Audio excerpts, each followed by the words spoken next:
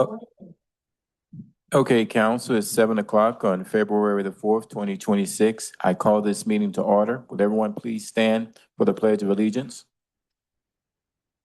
Pledge allegiance to the flag, United States of America, to the republic for which it stands, one nation, under God, indivisible, with liberty and justice for all.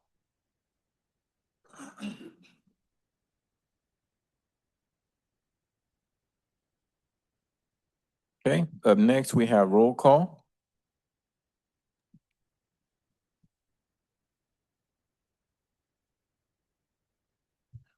Counselor Hensley? Here. Okay. All counselors present with Counselor Jan V. Hill previously requesting to be excused, and his absence is an excused absence. Okay, thank you, Ms. Martinez. That brings us to the next item on the agenda approval. Counselor Cribbs? Mayor, I move to approve the agenda. I'll second that. We have a motion and a second. Do we have any other further discussion?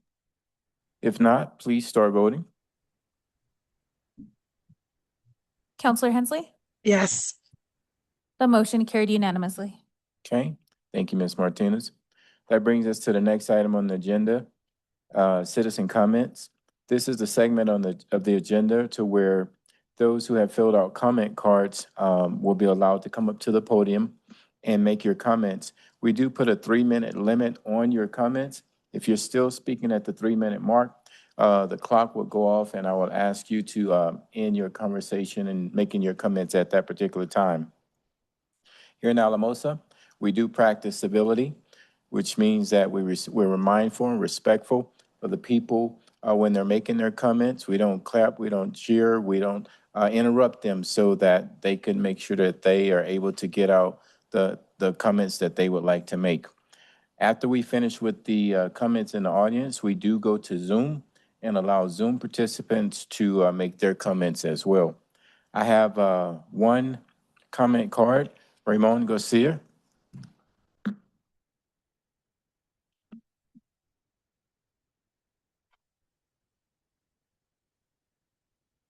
Is there any trick to this or is it on? You're good. Okay.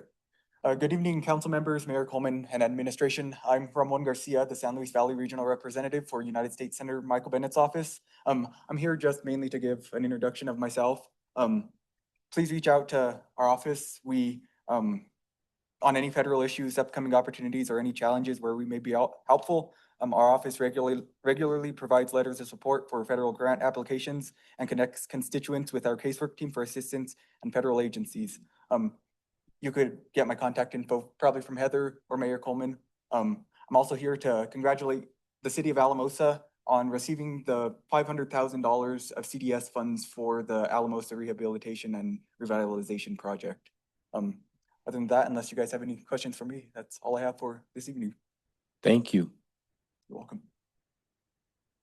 Mayor, I just would like to say we really appreciated having coffee, Rachel and I, to talk through the levy, kind of what those future needs are, and just from a rural community and all of that. It's been some really great conversations. Okay, thank you. Thank you so much.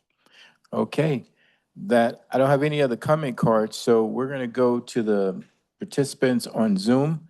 If you would like to make any comments during this time, this is the time to raise your hand by using the raise your hand feature at the bottom of your screen, and we'll recognize you so that you can make a comment. So now would be that time to use that feature.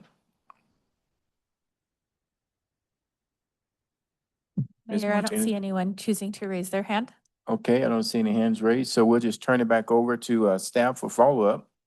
I guess I already did that one. Okay, all right, thank you very much. All right, so we'll go on down. The next item on the agenda is ceremonial items. Introduction of Emily Martinez. So, Ms. Martinez, if you would like to come towards the front. as you make your way up. We also have Leanne, but I will not make Leanne come up to the front. Leanne's going to be starting her own business. She's staying in the Valley, so she's still going to be here.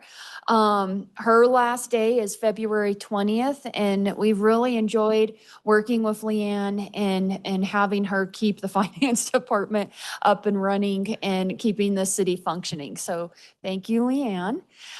When she provided her notice, we quickly wanted to do a process that would be able to identify and bring someone on as quick as possible. And Miss Emily Martinez was able to start this Monday, so she's very, very new. But thankfully, that gives us almost a month of overlap to really do a lot of cross-training, answer questions. It's a lot that goes through that department, and it's critical from an accuracy perspective. If there's a mistake in finance, it can present itself in some pretty significant ways. So I'm really grateful that Emily was able to start quickly and that Leanne gave us plenty of notice so we can do some cross-training. Emily has over 10 years of finance experience. That spans some organizations such as the lead accountant, most recently with J.V. Smith Companies and Southern Colorado Farms. And just so you know, because I asked this in the interview, when I think farms, I tend to think the mom and pop, but we are talking 1,000 employees corporate-wide, 25 to 30 locally, $20 million budget. We're not talking a mom and pop type of farm. She's also worked as the assistant finance director at La Puente Home and auditor with Wall Smith and Bateman. And so, Emily, you don't have to do a speech, but if you do want to say anything, then council may have some questions for you. Perfect. Well, thank you, Heather. You covered all of it, what I was going to say if you asked me to say anything. And I'm just really looking forward to working with the city. I do plan on pursuing my CPA license beginning in April. So do you have any questions for me? Sure. We're going to start off with Counselor Jackie Hill, then Counselor Krebs. I don't have a question. I just want to say welcome aboard. Thank you. Me as well. Thanks for applying. Thanks for being here and yeah. Thank you for choosing me. The real thank you goes there. Then I believe Counselor Hensley has her hand raised. Emily, I have a cold, so I'm sorry I couldn't be there, but I do want to welcome you, and it's great to see you again and have an Adams State alumni here. Yes.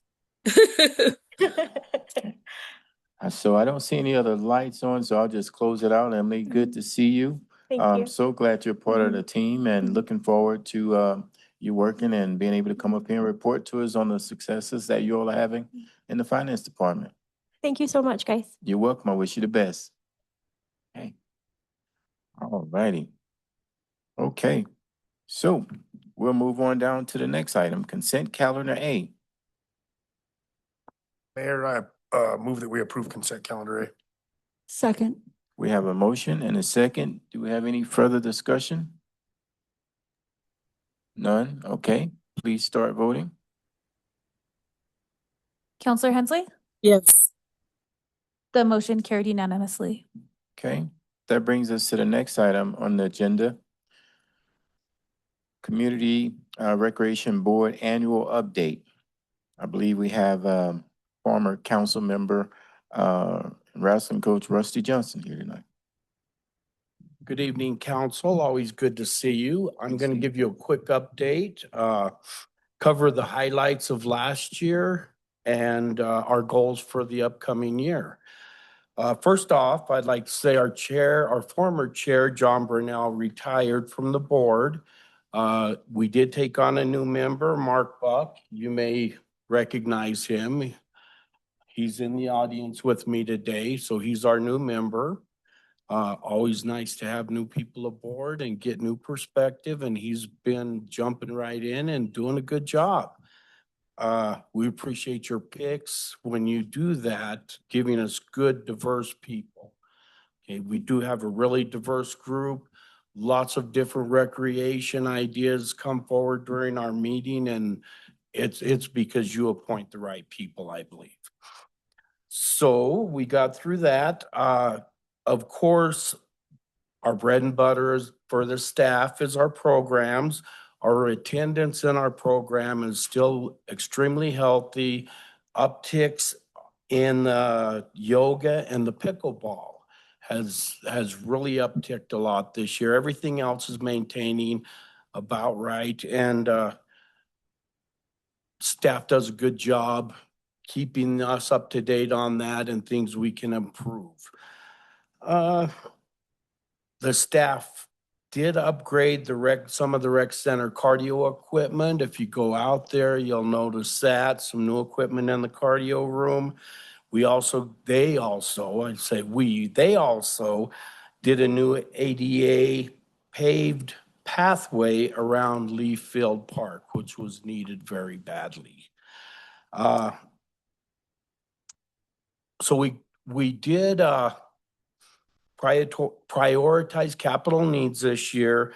Our focus was activating the Rio Grande corridor, keeping the bridge project. It continues to be one of our main focuses, keeping that rolling along. The staff has also secured park funding for a playground and a bike park. You'll see that here in the near future. The other thing that's not on my list, but I need to mention, is the swing at Cole Park, the new wheelchair swing. If you haven't seen that, go take a look at that. It worked out really good and keeps us up to date on the ADA stuff. Our goals for 2020 or for 2026, we're going to work on our comprehensive plan, do updates with a big focus on recreation. We're using community input. We want to prioritize the community needs, desires, and how we're going to fund the things that they're looking at. So that's one of the main things we're going to do. Of course, Copart Playground, Bike Park, GoCo grant stuff. We're always working on that. Finishing up with the Carroll Park, the Carroll Dog Park, Fairground Power Improvement Project. We should get that going and finished up this year. The staff will work on the Main Street Committee to study a citywide Christmas light decorations, get some input from the Main Street group. And also focusing on our riverfront project partners. I would like to say our staff is tremendous. They're always doing a great job keeping the board focused, moving in the right direction, working on the stuff that we need to be working on, as well as Liz. She does a terrific job. And I do want to commend you for putting her on the rec, the golf, and the tree board. Those three boards seem to blend well together, and she keeps us all together in the same direction so we don't have overlap and stuff. So I would encourage you to continue that in the future. It works out really well. And besides thanking the recreation staff, I think that is it for me. Any questions? Sure, thank you. Before you leave, I'm quite sure we're going to have some questions or comments. We'll start off with Council Carson. Just wanted to say good work. You guys are doing a great job. I didn't hear on your list Boyd Park, but we went there. I didn't make the ribbon cutting, so I apologize for that. But we went and checked it out. It's awesome. You guys did a great job, really unique. You guys are just doing a good job all the way around. So appreciate you, appreciate Andy. You guys do awesome. And so thank you. Thank you for what you guys are doing. Thank you. And for mentioning Boyd Park. And that the staff does a lot of work. And I think you have a terrific staff. Yeah, they did a great job they've been doing. And so thank you guys. It's really good work. Thank you. Okay. Let me see. Councilor Hensley, her hand is up. There we go. I knew she was going to say something. I'll try to before I start coughing, but Rusty, you do a great job leading our committee. obviously there's way more things that we'd like to do versus how much money we have in the budget. And I know that's always a challenge, but at the same time, this committee is always optimistic, positive, and thinks outside the box on future ways of how to solve some of those challenges.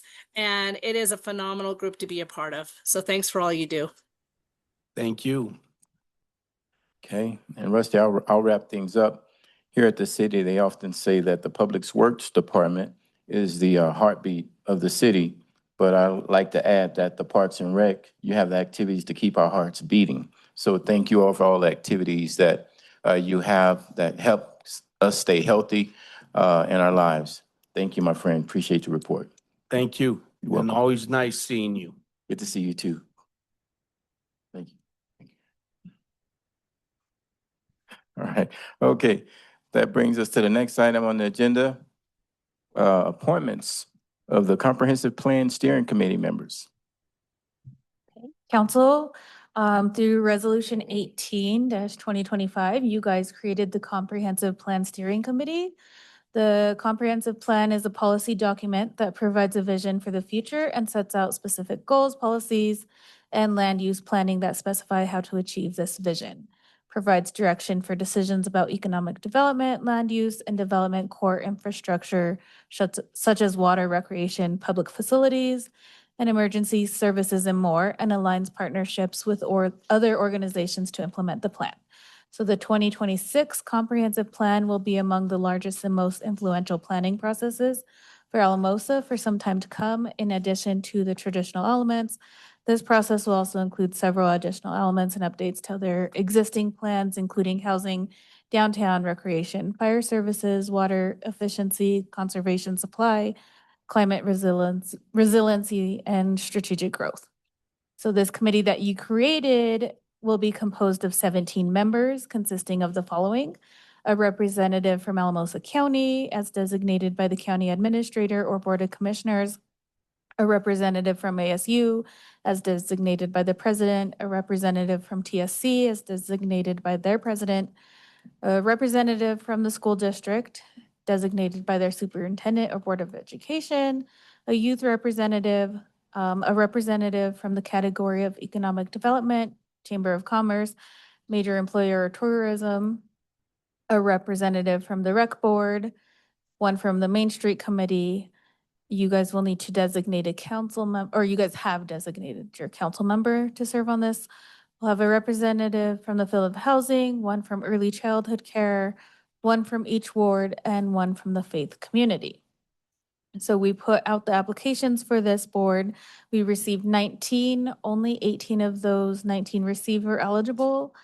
You guys did interview the applicants on January 14th, 21st, and 28th.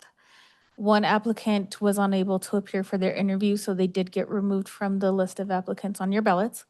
And I did provide your ballots in front of you for you to start voting. You will have to vote for Ward 1, Ward 2, Ward 3, Ward 4. We did not receive any applications for the youth representative, so there's not a ballot for that. You do have one for the housing field, one for the early childhood care, one for the faith community, and then one for the economic development, major employer, chamber, or tourism applicant. So if you guys want to vote your ballots, and then we can count those. And Councilor Hensley did receive hers as well, and I've gotten those back from her. Okay. We'll start voting.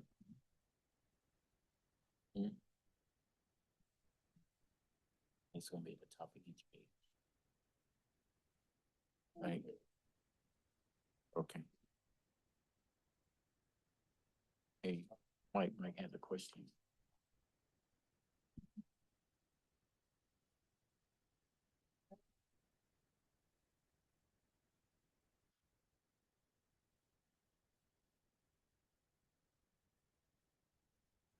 I'll start Good, giving Mike? Yeah. Michael. Okay.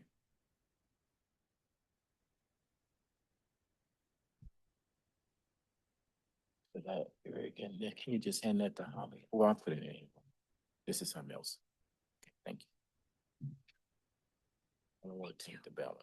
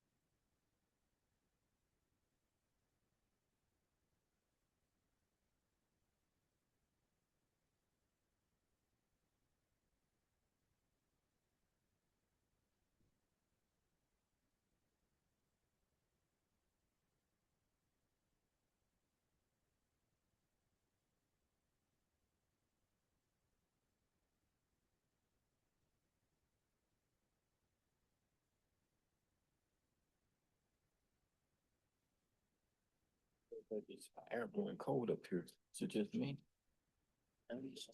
It's just me? Man. Hmm. World. Be ready.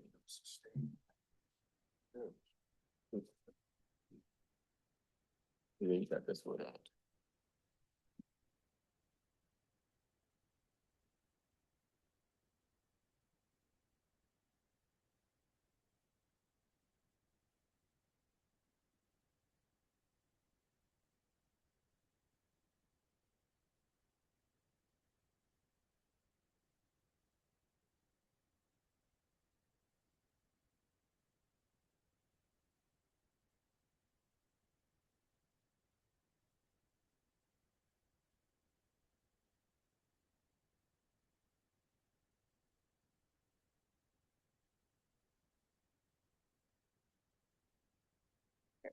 They don't have to vote again. Right? Yeah. That was the closest one.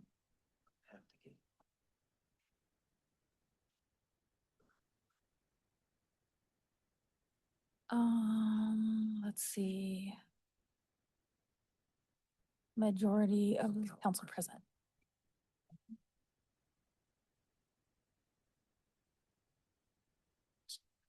Of 5. That would take. Oh, so they need to vote again for one.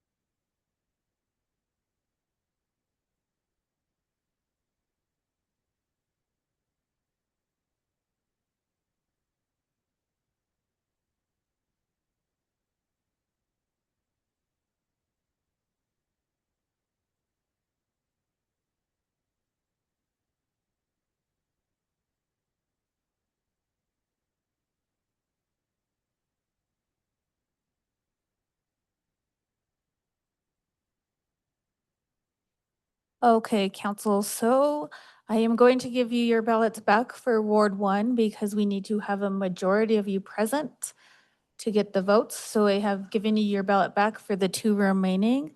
You need to vote between those 2 or none of the above. And Liz, I text you the 2 options, if you can text me back.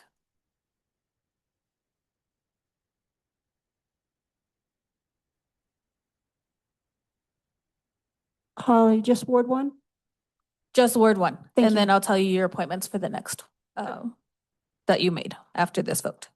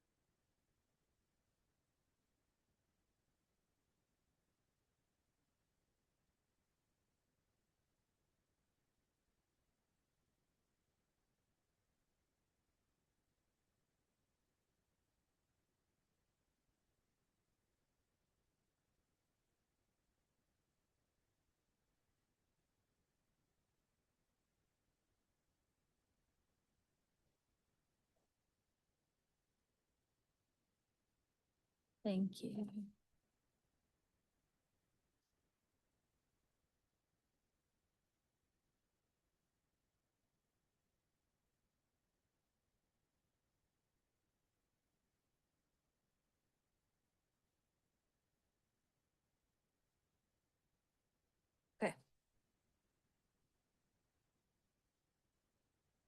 Okay, so here are your appointments after your ballot votes. So for Ward 1, you guys have appointed Keith Cherney. Ward 2, you have appointed Patrick McDermott.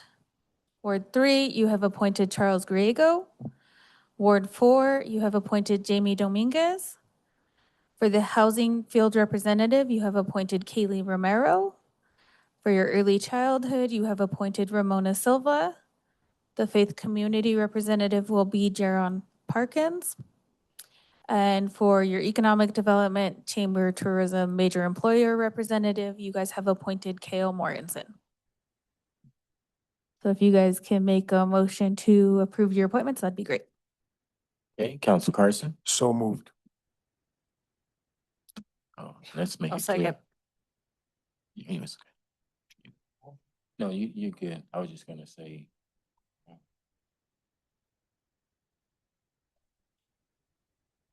Was that okay? Okay, all right, good. All right, have a motion and a second. Any further discussion? Start voting. Counselor Hensley? Yes.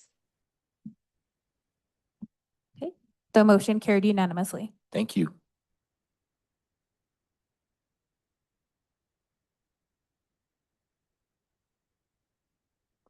Okay, that brings us to the next item on the agenda. The first reading of ordinance number 4-2026, an ordinance amending chapter 19 of the Code of Ordinances of the City of Alamosa to add a new Article 5 entitled Automated Vehicle Identification System, AVIS, for traffic enforcement.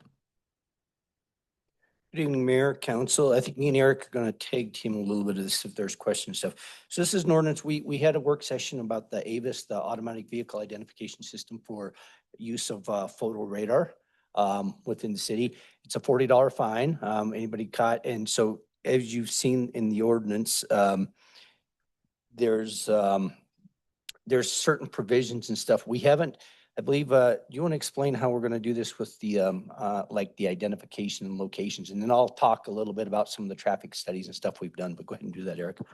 Right. So in order to implement the AVIS system in the city, you have to have an enabling ordinance, which is what this is. And it will set forth certain parameters like where the cameras can go, what needs to be done in terms of data security on those cameras and data retention on those cameras for privacy concerns, limits on what kind of fines can be assessed. And there's a state statutory limit, as Chief mentioned, of $40. No matter how fast you're going over the speed limit, it's a limit of a $40 fine, unless you're in a construction zone or a school zone where those can be doubled. It also enables red light, AVIS, or automatic vehicle identification system red light traffic enforcement, or it is the ordinance that will enable that.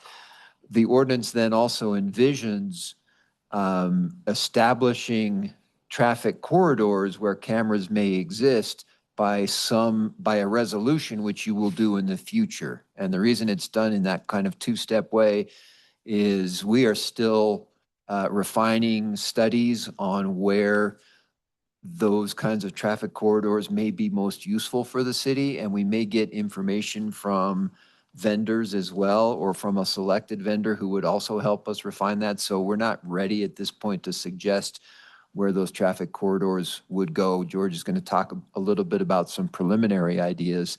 The way the statute sets up these programs is you can put traffic cameras, AVIS traffic cameras, in school zones, construction zones, residential zones. You can just put them in. But if you want to put them somewhere else, and we think we have a problem, particularly on US 160 and maybe some other main streets that aren't part of that school zone or construction zone or residential zone area, then you need to support designating those corridors with a traffic study. So that's why that's step 2 that's going to come before you in a future resolution. Yeah, so we've done some preliminary traffic studies. Main Street, of course, being one, Main and Sixth Street. And you see some of that communications in the council communications. But Main Street, basically from Denver all the way out to Cielo Azul, there's significant amount of crashes there. I think in the 3 years, 299 crashes that we've had on that corridor there. So that would be a good use of it. Now, some of the speed in certain areas of it, so there's a 25-mile-an-hour zone, and then it goes to 35, and then it goes to 45 as you get further west town and coming back the other way. It's 55 coming into town, and then drops down to 45, and then 35, and then 25 on Sixth Street. Sixth Street, for example, when we did the traffic study there, we had over 800 cars in that week that were 10 miles an hour or more over the speed limit. We just finished up our speed study today. So Sixth Street obviously would be one of our primary ones. Main Street going westbound. Yeah, I think it'll be dependent on what the vendors, because they kind of, there's, depending on some of their traffic study too, once we pick a vendor, because it is out for RFP. Main Street westbound, I can see there are a couple different locations there in the 25 zone, then maybe again out in the 45 zone. And then the same thing coming back in the 45 zone coming eastbound, and then in the 25 zone in on 6. The other one that really kind of surprised me, we just finished up a speed study on South State Street in the 30 zone at the 1400 block, so 14th area right there as you're coming in the residential. And we just finished that up today. We had southbound and northbound, and that had significant speeding too. The northbound was the one that was probably more concerning. In a week, we had over 300 cars that were 10 miles an hour or more over the speed limit, and another 1,300, almost 1,400 cars that were 6 to 10 miles an hour over speed limit. So that's a pretty significant area. 14th North? What's That was from 14th, like up to Main Street? So South. we had the traffic camera out or the traffic trailer out at 14th Street, just south of 14th Street there. So it was capturing it going southbound and northbound. So in that 1400 block of State Street, yeah, it was kind of surprised that there was that many speeders there. Wow. And that's a 30-mile-an-hour zone. And then for crashes, the same, obviously Main Street, US 160 is where the majority of our crashes are. And the speeds are a little bit higher there, so they tend to be sometimes a little bit more serious and stuff too. So I'm happy to entertain any questions that you have. Okay, do we have any questions? Councilor Cribbs? Then Councilor Carson? Hi, Chief. I have questions. You knew I was going to have questions. Of course. In the ordinance, it's saying Main Street from Pike Avenue to Craft Drive westbound and the reverse direction eastbound. Is the area on Main, is that 6th or is that 160 that you're talking about, or is that the road behind it? 160. Okay. And then, thank you. And then my clarifying point is we did have a work session and we did talk about speed. And I'm noticing that this ordinance has a sentence that in addition, this ordinance will allow for future use at intersections as red light enforcement. And did we discuss that at all? Yes, you did discuss that at the work session and decided you were interested in that as well. Okay. But what we talked about is we don't want to roll them out at the same time. So speed was the more pressing issue. So we need to do education, we need to do all of that, then get the cameras out, get a time frame of the community adjusting to that, and then we would circle back around from the intersection for red light cameras. Okay, thank you. And Yeah. then, And there's a lot of traffic studies that we're going to have to do around the crash and the red lights as well. and for the $40, the maximum $40, except in a special zone, where does that money go? Just goes in the general fund, correct? All of it? Yes, and we would prefer not to be earmarking things when you start getting a large budget and you start earmarking things. It's a general fund, and that's what police, traffic enforcement comes out of general fund, all of that kind of stuff. Okay, but looking back at from whatever date if we vote this through, whatever date it starts till a year or 6 months, we'll be able to have a financial tracker of how much it is generating? Yeah, Okay. as a revenue, it will have its own line item. Okay. So we'll be able to track from a revenue perspective, but then it's just placed in the general fund. Now, the only item that we still need to kind of discuss, and I don't want to go down the rabbit hole, is if we are going to have a part-time to check things, and there's a chance we won't, but if we do, we would want to ensure that that revenue is offsetting that expense type of situation. So we're still evaluating those numbers and that kind of stuff. All right, thank you. That's all I have. Thank you, George. Thank you, Council Cribs. Council Carson? So we would have a camera in the 45 mile an hour, like right where that's right in that area. And then we wouldn't have one in the 35, and then we would have one in the 25, like right there by Colorado Realty behind there in that area. Now, just again, this ordinance has nothing to do with where the cameras are going to be. It says there's going to be a resolution in the future. We'll figure out from various traffic studies that are still ongoing where those cameras are going to be. This ordinance just says we can have cameras. So for your question, it's more about what are we thinking about for the resolution? So Chief, if you want to answer. I was just gonna say that I think that's a good idea, because I've been trying to train myself there, because, I'm always coming into that area, just like everybody else. You're flowing with traffic and traffic's always going fast. So right at Alta, I've been trying to train myself to hit 35 and then the 25, and people get ticked. Yeah, last night I had a line of cars behind me mad. All of them were mad. So I think it's a good idea. The 35, I think it'll hit people pretty hard in the 35. But I think that's a good idea. So just wanted to give you guys a kind of kudos on that, because Yeah, and again, a lot of this is going to be depending on the traffic studies. Like, when we first started doing this and even bringing it before the work session, I was so sure that First Street was going to be absolutely one of our raceways.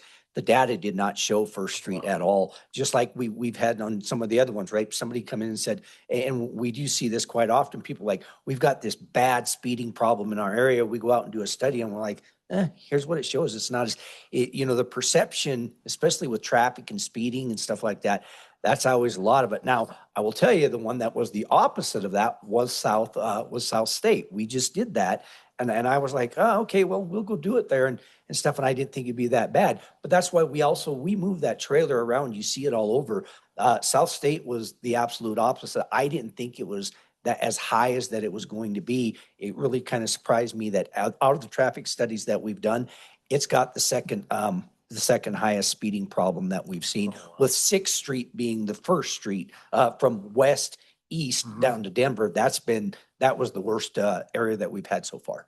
yeah, So that's where again, people like Eric said, this allows us to do it. And then after our traffic studies, then we'll bring it back to a resolution saying, here's are the areas that we're suggesting putting these cameras in. And was Main Street bad? Like so the camera that's right there in front of the Rialto, I'm assuming that's one of the ones for the traffic study, right? The one with the flashing light. Oh, that's not. No, Oh, that okay. we just put, our surveillance camera that we put up for Ice Fest. Oh, okay. Rio Trail. All right. Cause I thought that was. We just moved that in. Matter of fact, we moved it over to Cole Park today. Oh, okay. All right. Well, thank you. Councilor Martinez? So State Street was not a surprise to me, by the way. So remind me again, so how this is paid for, because it says that it's no net cost to the city. But I mean, they're not just gonna let us have the equipment. So we gotta pay for the equipment and then well, not us generally, but it's gotta come from someone. Yeah, and different vendors, so the RFP allows vendors to propose whatever kind of fee structure they think works for them. We have seen some sample vendor contracts where the city will pay X number of dollars per camera per month or something. And obviously the revenue coming in is supposed to be able to cover that. Typically, there's a clause in those vendor contracts that says, if it doesn't, we will just forgive any overage at the end of the contract. So you can roll overages over from year to year, but then when the contract is terminated, it will zero out. That's a typical way to do that, to make sure that it's revenue neutral or revenue generating. So is there any, I mean, when we get the contracts, we'll know about how many tickets it'll have to give in order to pay for itself. Correct, yep, correct. There is a specific statutory provision that says the amount of money that is paid to a vendor specifically cannot be tied to the number of tickets written. So you can't just do a straight percentage or something. Hey, Council Carson? Are you looking at, excuse me, is the hardware that you're looking at or the companies that you're looking at when you, because again, I don't know where you're gonna mount them, but are these cameras that we're looking at right now able to be converted to also do the red light monitoring? Or is that a different piece of hardware? Oh, okay, it's a different Yeah, piece. it's going to be different. So these will be stationary. They're not going to be, they do have an option where we could put it on a trailer and move it around. But again, I want to start where it's controlled. And the other part about this is we have to have a sign up before, Yeah. 300 feet before, that says, hey, photo enforcement in ahead. So that'd get kind of hard to move all that around. And then we'd be coming to you guys every other week with a resolution trying to move it around. So this is the better way to do it. But the red light cameras are a separate one. Okay. And I just want to, none of the questions have been related to this as far as when we talk revenue and all of those types of things. But for any public that might kind of jump in or out of this discussion, I just always like to make it clear that we're not doing this to be generating revenue. We need to figure out how much it's going to cost. We want the revenue to cover costs. But the motivation to doing this is that speeding can be dangerous. There's no way we're ever going to have enough officers to be able to do enough enforcement to maybe change the behavior as much as we would want to see it. And so this is a safety issue type of thing. And so none of the questions have led to that. And I realize that. But for anyone that's, jumping in or out of the conversation, I always just like to make it clear. We want to make sure the system pays for itself, but beyond that, it's about increasing the safety for motorists and pedestrians. Okay, we Yeah, have I'll Council reiterate Carson. that a little bit too. In fact, when we first started having this discussion, that was the first thing is asked. And you guys know my history. I spent 25 years with State Patrol, and I have always said I will not be a participant in anything if we're using traffic enforcement as a revenue generator. That just leads to all kinds of issues and stuff. So absolutely not. That's not what this is about. This is about traffic safety. And I can tell you, talking with Avon, who just recently did it, they saw like a 40% reduction in their first month in the speeding on Highway 6. Me and the chief, we talk pretty much weekly. And he was the one that said, hey, you guys really should look at that because we were just talking about traffic. But they saw a huge reduction in like the first month, like 40% reduction of speeders on Highway 6 in one of their more congested areas. Okay, Councilor Carson, then Councilor Jackie Vigil. So to that point, I agree in the permanency. I really do think that's important. I don't think moving it around. I guess my question should have been phrased, the contractor that we get for the traffic cams, are they going to be the same one we use? I guess that's how I should have asked it. But to your point, I'll be the first to admit that I didn't realize how much I was speeding in that particular corridor right there by Alta. And so I agree, the permanency will increase safety there, especially if we've got people crossing the street. I didn't realize how many people were crossing there. But it is really sobering how, when you're trying to consciously slow traffic down and get down to that speed limit, it's kind of eye-opening how much we were actually speeding. So I appreciate the permanency. It will train people really well to not do that. Thank you, Councilor Carson. Councilor Jackie Vigil. So I have a question about the $40 fee that's associated with speeding. So are you going to put any parameters like 0 to 5 over, or it's just speeding, period? So like if you're speeding 1 mile over, is it going to be $40, I guess? So that's written into the ordinance, that like a first time offense for that. Now, me and Eric had this discussion, and Eric, by all means, chime in here. I'm with you. I do not, I believe that we will be able to have we will have to set the threshold of what it is. you want us to start riding at 7 miles an hour over, 8 miles an hour over? I agree. I do not think that we should be riding if somebody's doing 31 in the 30 zone. I don't believe that we should be riding that. I honestly, to me, that's just error. I don't think we should be writing that. But really I think it's going to be kind of up to you guys to decide what that threshold is. Do you want us to start enforcing it at 7 over, at 8 over, at 9 over, or do we start at 10? And the ordinance doesn't specify different levels of fines. It just says the maximum fine is $40. So if council wanted or gave us direction to say, set the 10 to 15 or 10 to 19 at $20 and, or set 5 to 9 at $20 and 10 to 19 and 40, whatever, you can come up with whatever kind of penalty chart you want. Okay. All right, all the questions? I would also say the ordinance does also make provision for you cannot write tickets for more than 25 miles an hour over the speed limit just off of the Avis system. So the Avis can't do the speed, take a picture and send a notice of violation for something that's more than 25 miles an hour over.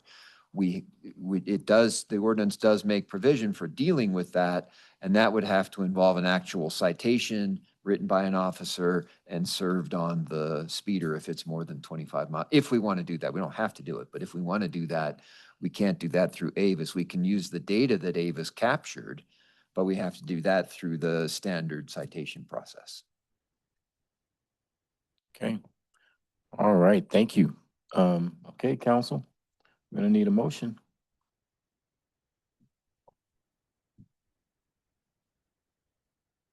Mayor, I will make a motion that we approve ordinance 4-2026, amending chapter 19 of the Code of Ordinances to add a new Article V entitled Automated Vehicle Identification System. I'll second. Thank you, Council Carson. Thank you, Council Krebs. We have a motion, a second. And that would be for setting it for a hearing on March 4th, I believe, correct? Okay. Yes. Okay, we have a motion, a second. Any further discussion? If not, please start voting. Counselor Hensley? Yes.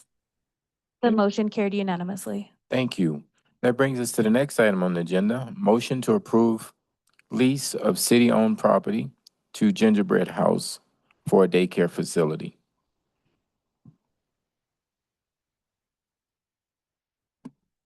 Good evening, Mr. Mayor and members of council. Evening.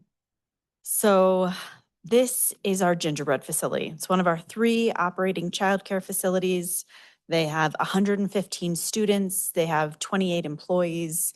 They are incredibly valuable, and making sure that they continue to exist is a priority for all of our major employers, all of our parents, and for our community based on the last comprehensive plan we did. So we're involved in the early childhood center that the Boys and Girls Club is building. We're part of the conversations for the other ones. And when we realized that Gingerbread was going to lose their location on the ASU campus, the city kind of went all in to try to help them find a new location. So they vetted a lot of sites. They looked at both buildings that were in existence and vacant land. And when a childcare organization is, they're operating in order to just take care of kids and make their fees affordable, they don't really have a huge budget put aside to move all their buildings. So the most affordable option, the best option for these folks is to move to city-owned property. And so we're talking about the piece of land that's east of the Century Mobile Home Park and north of the cemetery. You're probably familiar with all of this, and I know you've already had a preliminary conversation. I'm sort of recapping for the public and because I'm a little bit out of the loop. But it's 1.6 acres. It's a really great site for them. It has access to good utilities. It has a good road. And it really makes this project possible. I mean, I think there was a moment in time where Gingerbread thought they'd have to close their doors. And so ASU working really hard to support them finding a new location, and the city stepping in to try to help them finding a new location, and city council being open to us leasing our property, I think has made the difference in their survival. So this is a 15-year lease. It renews for periods of 5 years after. There's no cost to them. It does require a commitment that they continue operating as childcare.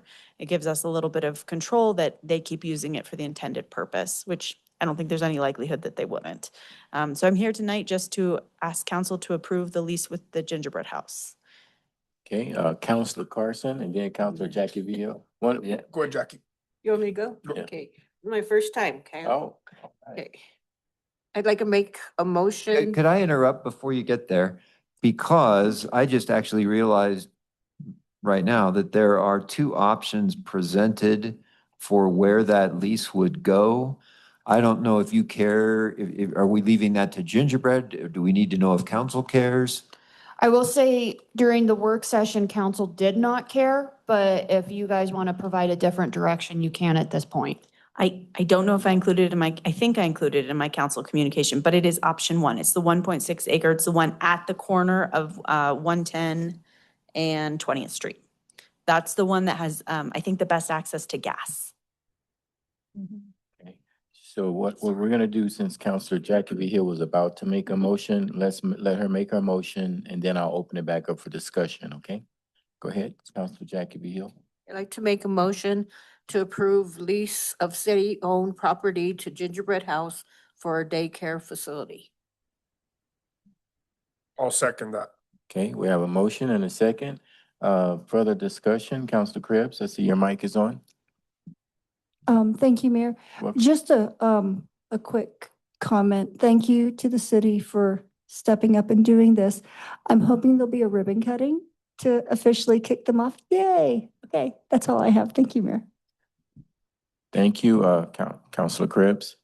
Okay, we have a motion, second. No, I'd still like the Yeah, go record ahead. to reflect that council either approves option one or doesn't care whether it's option one or option two. Say it in Mike, there you go. Let the record reflect that. Okay? Wait a minute. do we That have you to be don't, clear? it was an or, that you do not care whichever option. Let the record reflect that.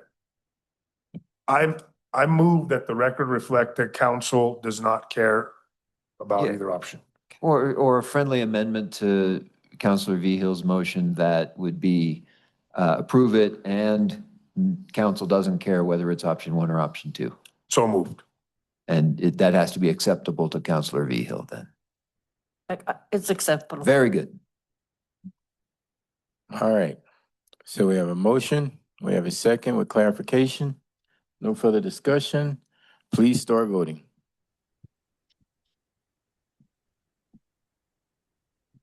Counselor Hensley? Yes. The motion carried unanimously. Thank you. All righty. Thank you. That brings us to committee reports. Any committee reports? Counselor Krebs and Counselor Jackie V. Hill. Oh, do you want to go first? Yeah, mine is short. Go for it. So, we had a lead policy meeting, a couple weeks ago, and I just wanted to report that they've settled in as city employees, and it seemed like the transition was pretty smooth. And, they just appear to be happy to be city employees, and, they're going on with still generating or getting referrals and working that program. Counselor Vihil, the other item I would just add, normally I don't, but I think we also talked at the group that we're going to look at starting to accept youth deferrals. Yes. And so I know council youth is a priority, so that's why I thought I might mention it. We are going to start accepting youth deferrals into the program. Obviously, we need to make sure we have the right policies in place and the processes. We're going to start with just youth referrals for the city of Alamosa so we can perfect it, make sure that we can handle that workload, and then we would roll it out to the other agencies that we partner with from a lead perspective. Okay, thank you, Counselor Jackie V. Hill. Counselor Krebs. Thank you, Mayor. I had a library board meeting last week and they have completed their survey and she presented their findings. And so now they're just prioritizing what the community is asking for from the library. So Lots more to come in the coming months, but it'll be some really positive changes. I'm very excited. Okay, thank you, Councilor Krebs. Thank you, Councilor Jackie Hill, for those updates. That brings us to staff announcements. Thank you, Mayor. I have a few quick ones and then one that I'm not looking forward to. So just a reminder that we do have the retreat this Saturday, starting at 8 a.m. It's located here at City Hall. We will be done by 12, if not earlier. We do provide some snacks, but we do not provide lunch. We don't provide breakfast. So if you need a good meal to get you going in the morning, make sure you eat. So that is this Saturday. Some of us are traveling to the Colorado Municipal League Legislative Conference mid-February, so the next regular meeting has been canceled. So that means your next night meeting on a Wednesday is February 25th. So there's some time off for you guys. That is the work session for the draft access control plan that you might have been getting some calls on. So just wanted to share that. We also held the first Citizen Street Committee last night, and we're feeling really good about it. It was a very positive meeting. Everyone seemed very excited and motivated, and even though they have a lot of homework, they're already rolling up their sleeves and working on it today. We were getting some questions and things like that. So I just want to thank you. I know doing those interviews can make for a long night sometimes, but we've got a good group of volunteers, and I think we'll have a great process. And so the last item is we had a little bit of a competition. I don't know if it counts as a competition. Yeah, I know. We had one group make a pretty strong showing, and that would be City Council. I believe your points came to over 50 points from a participation perspective. And from a staff perspective, we only had 17. So we not only lost, but we took a stomping type of thing.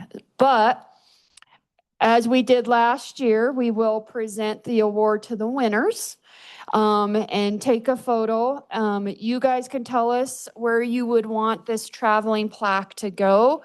I know from a staff perspective, when we won last year, and when we win next year, what will happen is we'll give it to whoever on our team gets the most points. So Chief Dingfelder had it at his desk from a perspective. You can put it in your mailbox area if you want. You have two individuals kind of tied from a point perspective. That'd be Mayor Coleman and Councilor Krebs. Or you can tell us to put it somewhere else that you may want it to serve as a reminder of you winning. But we do have the plaque, and we are ready to take our losses. And before we do that, Ms. City Manager Sanchez, could I say a few words, if you don't mind? First of all, I want to thank our entire team. Our team, they really did a wonderful job. I can't be more prouder of them showing up and being present, not necessarily to win the event like we did by huge numbers. That wasn't the main intention. The main purpose was to show our appreciation for all the hard work of our city staff and the energy and effort that they put into making the Rio Frio Ice Fest a success. Our public works departments, our parks and rec, the PD, the fire department, the whole team really come together. And the reason we wanted to show up in mass numbers was to show that we appreciate all the hard work and dedication that you all do. In saying that, I am truly thankful and grateful for how we came together as a team in a way that has never happened in the city of Alamosa's history. I'm just going to share a few facts with you. On Friday night, all 7 city council members showed up to the cross-country event. We showed up there. We showed up at different locations and eventually got to the right location. That's the first. On Saturday, all 7 city council members showed up to see all the ice sculptures that day. That's the first time that has ever happened. Also on Saturday, one of our own, Michael Carson, played cornhole I mean, he was aggressive. He and Felicia, they took third place in the cornhole contest, the first for Alamosa, in the city council. Also, the fire and ice event that happened that night. I saw Harry, I saw Chief, and I saw a few of you all there. But guess what? There were 7 of us there that night, showed up to show support. Not to mention disc golf. Counselor Krebs showed up to disc golf.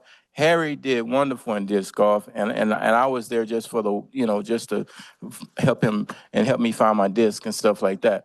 But it was amazing to see that turnout. And then on Sunday, the day when we thought that it would be close, we really did. Counselor Carson showed up, Counselor Krebs showed up, and of course I was there in the polar plunge. Counselor Carson would have jumped into the dunk tank, but we realized we had such a big lead. I said, keep your clothes on and stay warm so you can go watch the game. It's all good. But Fair. everybody Said that to me. well, I knew you were ready. I was ready. I got something for you in a second too. But I just wanted to say I'm so proud of our council because really we really came together and we gelled a lot being there, participating in those events, and I couldn't be more prouder. So that trophy right there, I'm so glad that we get to tell you where to put it. But let me see. I think I have a few little things right here for our council members. I just want to pass this out to them. So when I do take a picture, they get to show up their trophies as well for their hard work and dedication. Pass this down to each one of you. You're welcome. Counselor Hensley, I have yours also, and I'll give it to you. But we have these here trophies right here that says team at the top. It says, together everyone achieves more. Coming together is a beginning. Keeping together is progress. Working together is success. Teamwork make dream works. So for the city staff, we want to thank you for everything you've done. If you want your dreams to come true next year, make sure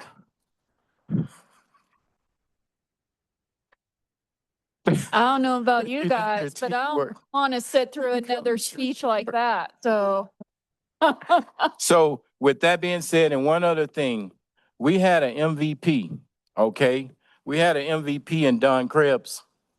And Don Krebs participated in every single event. Let's give her a round of applause, everybody. So for her participating in every single event, I want her to have the opportunity to pop bottles. Well, it's just one bottle, but it's sparkling apple cider, by the way. And let's pass that to Councilor Krebs. Let's give her a round of applause. Okay, we're ready to come down and take our picture now. Oh, council, let's have a discussion. Where do you all want them to put that trophy so that they can be reminded that we beat them this year? Where would be a good place? I think since we own the Bear Stream, we should just cut out the little Airstream out of there and stick it in the middle of the Bear Stream. Oh, that's a good recommendation, but that might damage the property. Yeah, no, it would. You can put a shelf above it if you want, or right in front of Heather's office. What about where they have their team meetings every Tuesday? That might work. I think that would be a good place where they could see it and right before the meeting starts. There is a spot on Heather's desk right across from her monitor that she would have to like look at every day. Oh, wow. But since Donna. I mean, You guys can make it. I did pull a 0, so I mean, there you go. Okay, so you all want her to be reminded of it okay. But it's whatever's best for everyone. Yeah, wherever you guys want to put it. We'll put it where we'll be reminded. We'll find a place. Yeah. It won't be in a closet, I Yeah. can promise you that. It's something we need to be reminded about, so. So we're gonna come down and take the picture. All right, everybody. Hey, are you gonna like grind this into them at every staff meeting for a year?